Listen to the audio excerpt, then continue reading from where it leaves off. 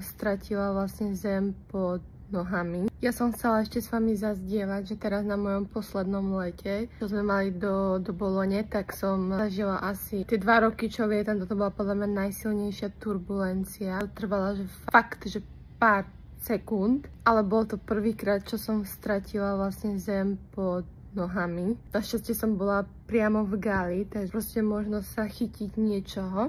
A hneď som tam vlastne mala aj jumpseat, takže som sa hneď nejako dostala a sadla som si na jumpseat a chytila som sa vlastne seatbelt. Kapitán spravil PA, že cabin crew take your seats. Ale proste ľudia začali kričať výkriky, že tam na druhej strane naľavo bola staršia pani, ktorá priamo vyšla z lavatory. Som na ňu hneď kričala, aby si sadla na jumpseat, lebo bola rovno pri ňom.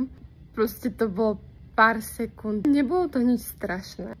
Ja som taký flegmatik a som zvyknutá na turbulencie, lebo turbulencie sú skoro každý let, ale sú to také mierne turbulencie a som zvyknutá na to, že vás proste hodí kade tade, hej, ok, ideš ďalej, ale toto bolo také, že fakt aj mne už začalo trošku srdce byť rýchlejšie.